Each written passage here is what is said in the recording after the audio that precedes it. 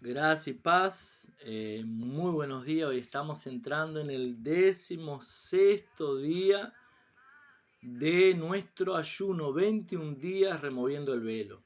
Como decimos durante estos días, si todavía no te has unido, si no haces parte de este ayuno, estás a tiempo todavía. Estamos finalizando nuestra última semana de ayuno. Pasó tan rápido, ¿verdad? Pero me gustaría animarte a hacerlo, a unirte. Cualquier duda que tengas puedes conversar con nosotros y preguntarnos, ¿verdad?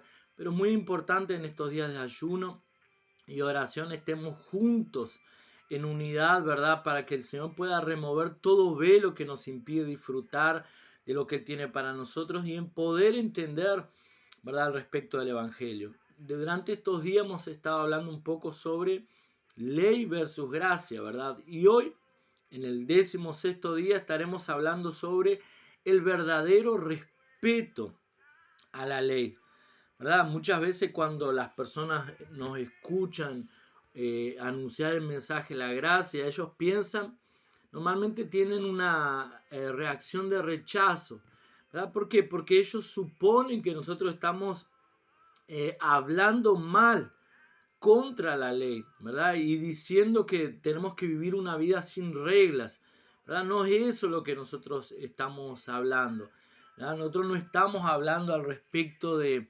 vivir sin reglas y no estamos viviendo al respecto de que diciendo que la ley es mala, ¿verdad? La ley es buena, la misma Biblia dice que es buena, solo que hay dos puntos que debemos considerar aquí cuando hablamos de la ley, ¿verdad? Cuando hablamos de qué es verdaderamente respetar la ley.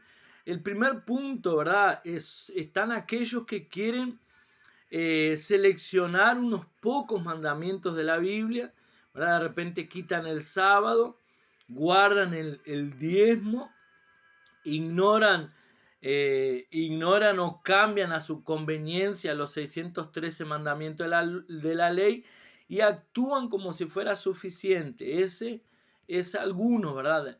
Hay algunos que dicen, no, yo vivo por la ley, pero en verdad sacan algunos puntos de la ley, los que más les conviene, y los otros los anulan. Son 613 mandamientos que tiene la ley, ¿verdad?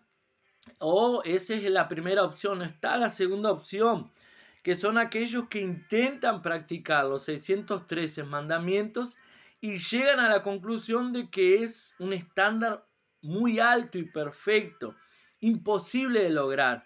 Y ahí entonces deciden clamar por la gracia de Dios. Mi pregunta a ustedes, ¿cuál de estos dos grupos respeta realmente la ley?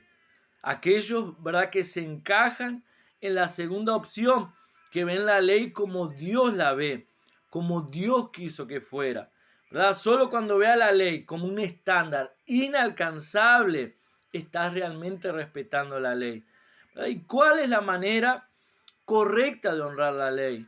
¿Verdad? Si queremos honrar la ley, ¿cuál es la manera correcta de honrar la ley? Dice así Pablo escribiendo su carta a los romanos, allí en Romanos 7:2 dice, de manera que la ley a la verdad es santa y el mandamiento santo, justo y bueno. O sea, esta es la manera de respetar y honrar la ley, ¿verdad? Reconociendo que la ley es santa, justa y buena, dice aquí.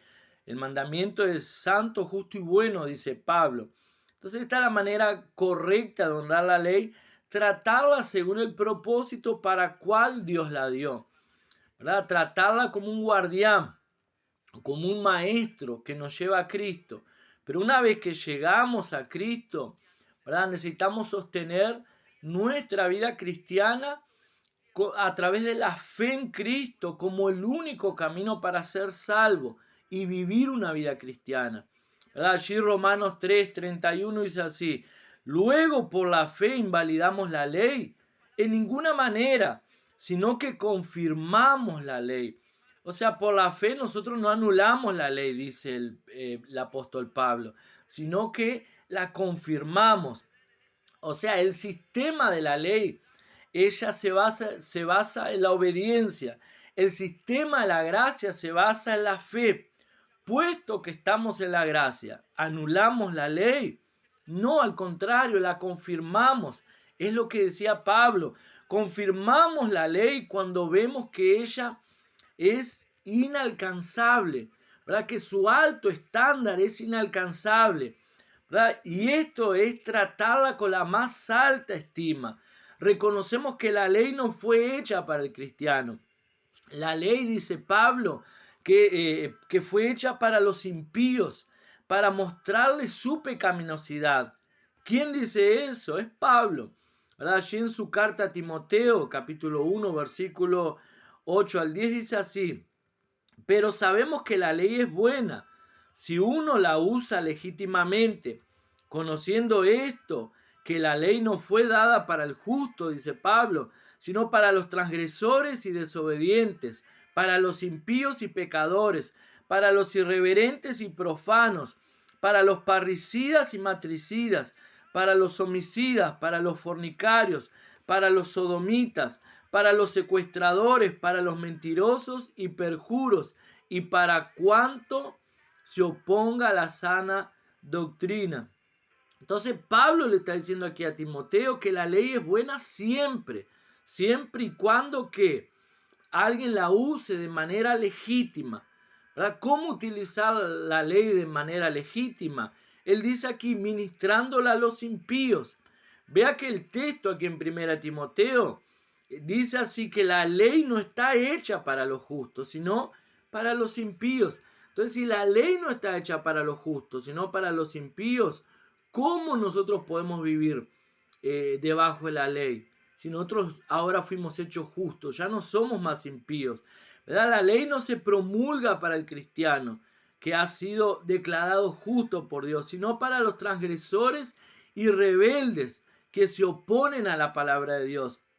Siempre que hablamos esto, alguien nos recuerda el texto escrito allí en el Sermón del Monte, en Mateo capítulo 5, versículo 18, que Jesús dice lo siguiente: porque de cierto os digo que hasta que pase el cielo y la tierra, ni una jota ni una tilde pasará de la ley hasta que todo se haya cumplido.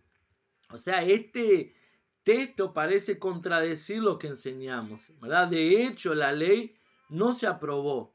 Ella no está muerta. Pero si la ley no ha sido aprobada y no está muerta, ¿cómo puedo decir que ya no estoy sujeto a ella? Presta atención, la ley no muere, y como no muere, Dios proveyó una muerte para nosotros. Nosotros somos los que morimos para ella. Es muy importante que podamos comprender esta verdad de que morimos en Cristo. Pablo dice que una ley no se promulga para los justos, pero ¿cómo llegamos a ser justos? Porque Dios nos incluyó en la muerte de Cristo, de Jesús, de tal manera que todo lo que era de nuestro viejo hombre fue al sepulcro con él. Pero no solo eso, también cuando Jesús resucitó, nosotros fuimos resucitados juntamente con él, ¿verdad? Pero sin ningún pasado. Este nuevo hombre tiene un corazón nuevo, una naturaleza nueva. El pasado nuestro quedó en la tumba y este nuevo hombre creado por Dios es llamado justo. Allí Romanos 6:7 dice así: porque el que ha muerto ha sido justificado del pecado. ¿Verdad? ¿Cuándo ocurre esa justificación? Cuando morimos. ¿Y cuando morimos? ¿Verdad? Morimos juntamente con Cristo hace más de 2000 años en aquella cruz. Y cuando nosotros creemos, ¿verdad? Somos incluidos en su muerte, dice la palabra. Allí en el libro de Romanos 7:4 dice: así también vosotros, hermanos míos, habéis muerto a la ley mediante el cuerpo de Cristo, para que seáis de otro, del que resucitó de los muertos, a fin de que llevemos frutos para Dios. ¿Verdad? Aquí Pablo coloca el ejemplo de un matrimonio y él dice que nosotros estábamos casados con la ley, ¿verdad? ¿Y cómo podríamos deshacernos de la ley? ¿Verdad? Porque la ley es eterna, la ley no muere. Pero como la ley no muere, nosotros fuimos los que morimos. Morimos para la antigua vida que estaba sujeta a la ley y nacimos para una nueva vida, resucitamos para una nueva vida en Cristo, libres de la ley. ¿Verdad? El matrimonio se fue a la tumba, dice allí en Gálatas 3, 23 al 25.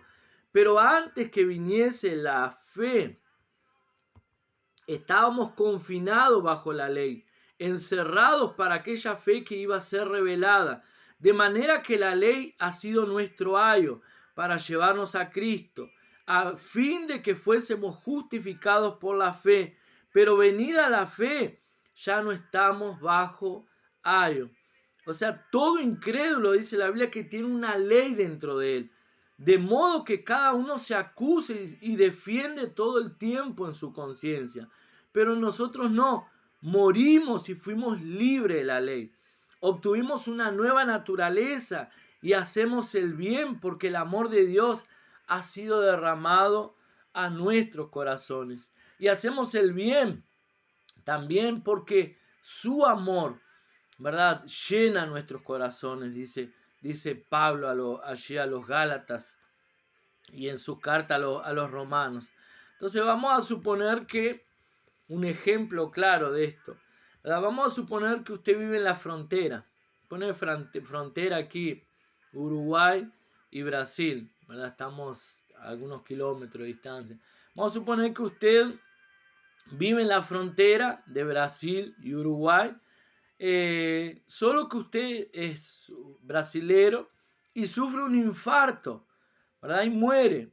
Pero por alguna razón su cuerpo es traído para el lado uruguayo. Y aquí en el lado uruguayo usted resucita, ¿verdad?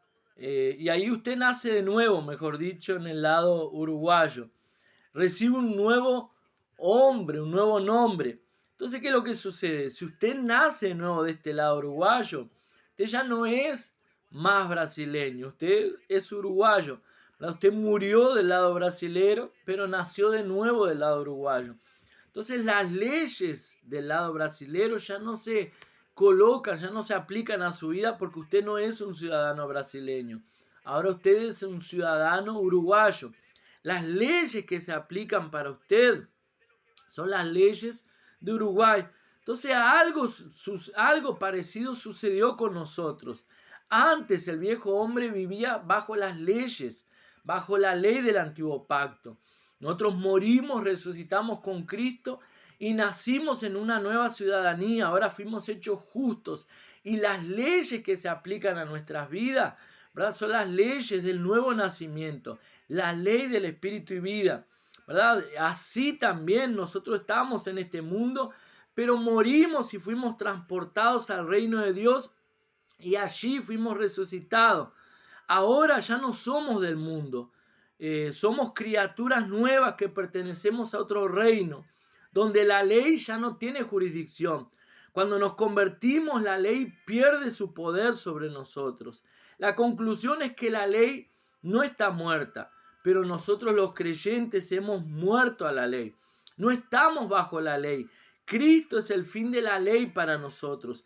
Ninguna ley ha sido abolida, sino que excluida para los incrédulos, sino que es exclusiva para los incrédulos. Dice 1 Timoteo 1 del 8 al 11.